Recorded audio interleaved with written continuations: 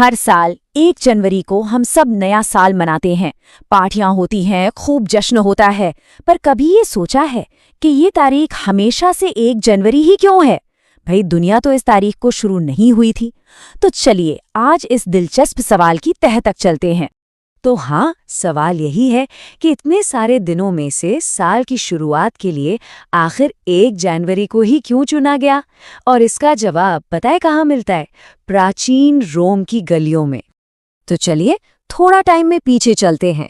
ये कहानी शुरू होती है प्राचीन रोमन साम्राज्य से, जहां हमें इस पूरी पहेली का पहला सुराग मिलने वाला है।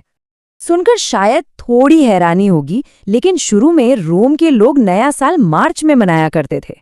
दरअसल मार्च का महीना उनके युद्ध के देवता मार्स को समर्पित था, और यही वो टाइम होता था जब मौसम खेती और सैनिक अभियानों के लिए एकदम सही हो जाता था। तो फिर जनवरी इस पूरी कहानी में आया कैसे? ये सब कुछ बदला साल 1553 ईसा पूर्व में। ये वो साल था जब एक राजनीतिक जरूरत ने कैलेंडर को हमेशा के लिए बदल दिया। हुआ ये कि रोम के जो नए कौंसल थे, मतलब जो सबसे बड़े अधिकारी होते थे, वो इसी तारीख को अपना पद संभालते थे, और एक सैन्य संकट की वजह से उन्हें जल्दी पद संभालने की जरूरत पड़ गई। बस इसी एक फैसले ने एक नई परंपरा की नींव रख दी। और पता है, इस बदलाव के लिए जनवरी का महीना एकदम परफेक्ट था। वजह थे एक देवता जेनिस। जनवरी महीने का नाम इन्हीं के नाम पर पड़ा है। जेनिस को दरवाजों, शुरुआत, अंत, मतलब हर तरह के बदलाव का देवता माना जाता था। जेनस की सबसे खास बात पता है क्या थी? उनके 2 चेहरे थे। एक चेहरा अतीत की ओर देखता था और दूसरा भविष्य की ओर। अब सोचिए, एक साल के खत्म होने और दूसरे की शुरू होने के लिए इससे बेहतर सिंबल और क्या हो सकता था, है ना? तो ठीक है, रोमनों ने ये परंपरा शुरू तो कर दी, पर इसे पूरी दुनिया तक पहुंचने में कई सदियां लग गईं। तो चलिए देखते हैं कि ये एक ऑफिशियल, मतलब ग्लोबल स्टैंडर्ड बना कैसे। इस पूरे सफर में 3 बड़े पड़ाव आए। सबसे पहले 153 ईसा पूर्व में रोमनों ने राजनीतिक वजहों से ये तारीख तय की। फिर करीब 1 सदी बाद 46 ईसा पूर्व में जूलियस सीजर ने इसे जूलियन कैलेंडर के साथ ऑफिशियल बना दिया, ताकि कैलेंडर सिस्टम में थोड़ी स्टेबिलिटी आए। और आखिर में 1582 में पोप ग्रेगरी 13 ने कैलेंडर में कुछ जरूरी सुधार किए, जिससे बना ग्रेगोरियन कैलेंडर। और यही वो ग्रेगोरियन कैलेंडर है जिसे आज हम सब, मतलब पूरी दुनिया इस्तेमाल करती है। धीरे धीरे करके लगभग सभी देशों ने इसे अपना लिया, और इस तरह 1 जनवरी एक ग्लोबल ट्रेडिशन बन गया।